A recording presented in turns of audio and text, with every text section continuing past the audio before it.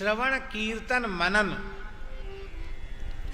ये तीनों साधन जीवों के कल्याण के उत्कृष्ट साधन हैं। तीनों का आश्रय लेना चाहिए। उसमें श्रवण क्या है, मनन क्या है, कीर्तन क्या है, इस सब को पृथक पृथक परिभाषित किया गया है। गीतात्मना श्रुतिपदेन च भाषयावा शंभु प्रताप गुण रूप विलास नाम वाचा स्फुटं तु रसवत्स्तवनं यदस्य तत्कीर्तनं भवति साधनमत्र मध्यम। भगवान शिव के प्रताप, गुण, रूप, विलास और नाम को प्रकट करने वाला संगीत अथवा वैदिक मंत्र अथवा आपकी अपनी भाषा में आप जो कुछ भगवान शिव की महिमा को गाते हैं वो कीर्तन है। आपको संस्कृत नहीं आती, आप मराठी में भगवान शिव के यश को गा सकते हैं। तमिल, तेलुगु, कन्नड़, मलयालम में गा सकते हैं। गाते हैं लोग कि नहीं गाते हैं? गुजराती, राजस्थानी, मारवाड़ी, मैथिली, विद्यापति जी ने भगवान शिव के गुणों को मैथिली में गाया। भाषया, आप वेद की ऋचाओं से स्तवन करो अथवा आप पुराणों के श्लोकों से स्तवन करो संस्कृत में, अथवा आपकी अपनी जो बोलचाल की भाषा है उसी भाषा में आप भगवान शिव का यशोगान कर सकते हैं। यहाँ महाराष्ट्र के भक्तों ने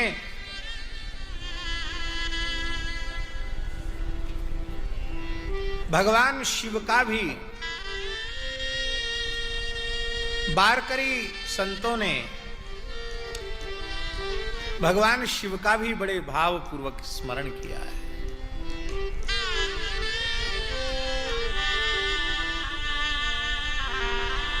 पंढरपुर के महान संत श्री नामदेव जी महाराज, नामदेव जी में गुरुभाव रखने वाली, उनके यहां सेवा करने वाली जनाबाई, श्री जनाबाई का एक अभंग है। संत जनाबाई कह रही हैं कि भगवान श्री महादेव शिव और भगवान श्री राम ये दो नहीं हैं, ये दोनों एक ही हैं। श्री राम और श्री शिव जी के ऐक्य का प्रतिपादन इस अभंग में किया गया है।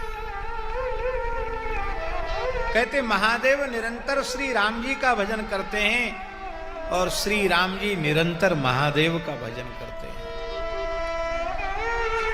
राम जी सदा शिव जी को पूजते हैं और शिव जी सदा राम जी को पूजते हैं। इसलिए जनाबाई कह रही है, हे प्रेमियों, श्री राम जी को और शिव जी को दो रूपों में नहीं देखना, एक ही रूप में देखना। कहते जो इनकी एकता को समझते हैं वे ही सिद्ध हैं, जो भेद मानते हैं वो कभी सिद्ध नहीं हो सकते। और अंत में जनाबाई यहां तक कहती है कि श्री राम जी और शिव जी शरीर दो हैं, आत्मा तो दोनों की एक ही है, ये एक प्राण दो देह है। यहां तक जनाबाई कह रही है। कितनी सुविधा दे दी। आप अपनी भाषा में भगवान शिव का गुण गा सकते हैं। आवश्यक नहीं कि आपको वेद मंत्र याद हो, संस्कृत याद हो, आपकी जो बोलचाल की भाषा हो उसी में आप शिव जी का यश गा सकते हैं। इसको कीर्तन कहा है। ये तो कीर्तन की परिभाषा हुई। अब श्रवण की परिभाषा, श्रवण की परिभाषा क्या है? ये नापि केन करणेन च शब्द पुंजम यत्र क्वचित् शिव परम श्रवणेन्द्रियेण स्त्री केलिवत् दृढ़तरम प्रणिधीयते यत् तद्वै बुधाः श्रवणमत्र जगत् प्रसिद्धम। बड़ी विलक्षण परिभाषा दी है श्रवण की। ब्रह्मा जी कह रहे हैं कि हे ज्ञानियों, जैसे कामी विषयी पुरुष की स्त्री क्रीड़ा में मन की आसक्ति होती है, उसी तरह की शिव लीला श्रवण की मन की आसक्ति बन जाए, इसका नाम श्रवण, इसका नाम है श्रवण भक्ति। अब स्त्री केलिवत कहा है, स्त्री केलिवत दृढ़तरम, और इसी भाव को महाराज जी, इसी भाव को गोस्वामी तुलसीदास जी ने कहा। हे प्रभु, आप मुझे प्यारे लगे। कैसे लगे प्यारे? कामी नारी प्यारी जिमी, लोभी प्रिय जिमी दाम, तिमि रघुनाथ निरंतर, प्रिय लागहु मोहि राम। विषयी पुरुषों को विषय चर्चा जितनी प्रिय लगती है, उससे भी अधिक अधिक प्रिय भगवत चर्चा लगे, ये श्रवण का लक्षण है।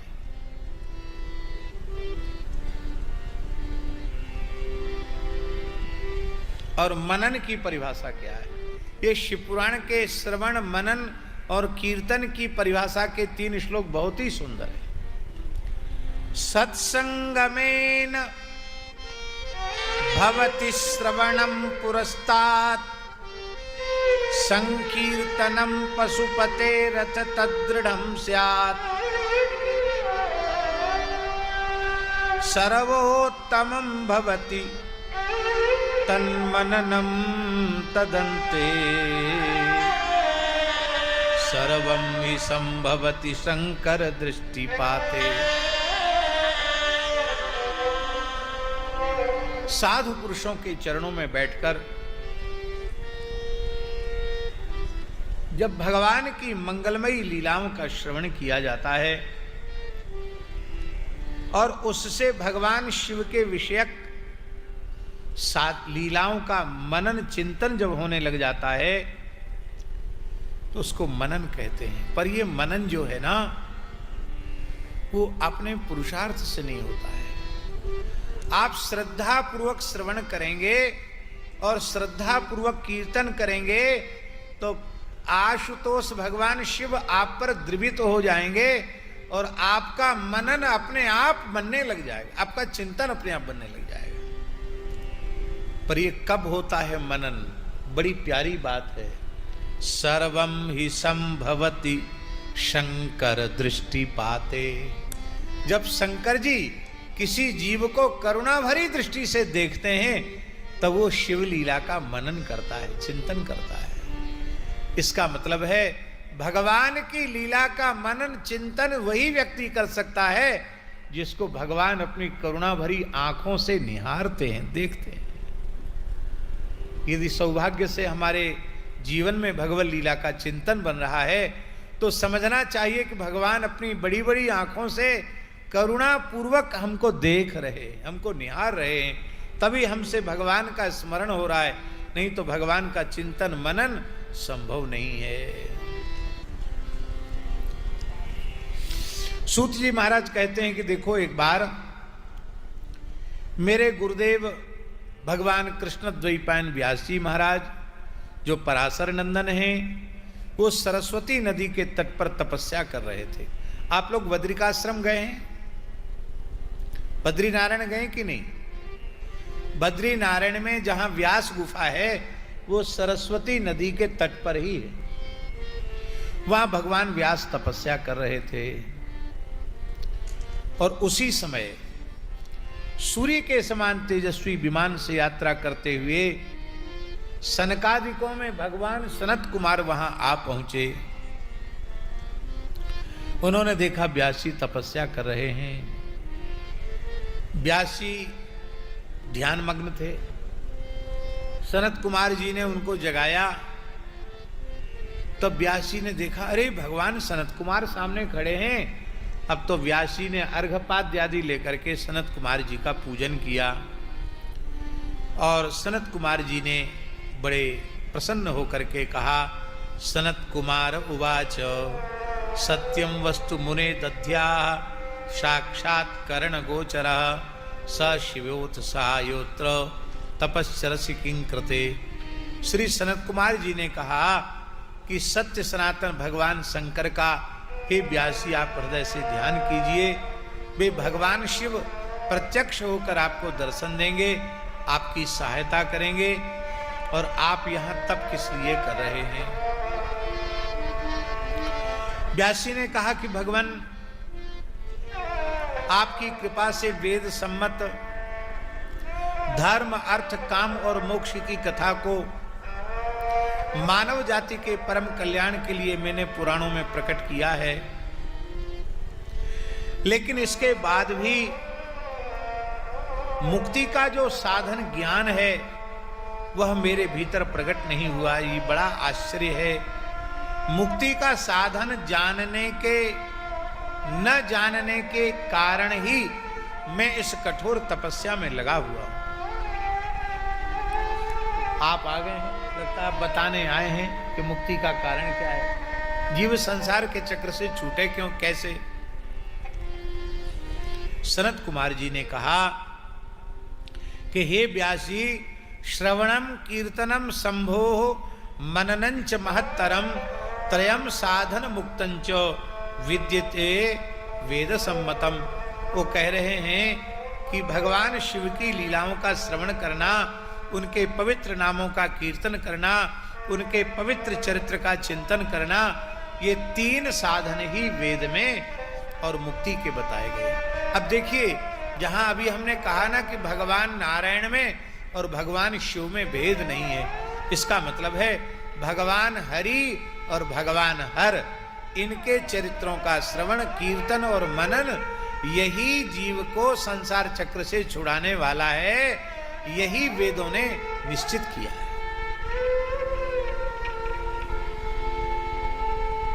और देखो, मैं अपनी बात तुम्हें बताता हूं। सनत कुमार जी कह रहे हैं कि मैं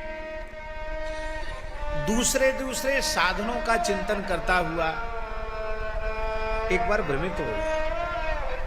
तो वेद तो समुद्र के समान है ना, बहुत ही बातें वेद में लिखी हैं, ये नहीं कि ये ठीक, ये ठीक, ये ठीक। तो सनत कुमार भगवान कहते कि हमारी बुद्धि भी भ्रमित हो गई।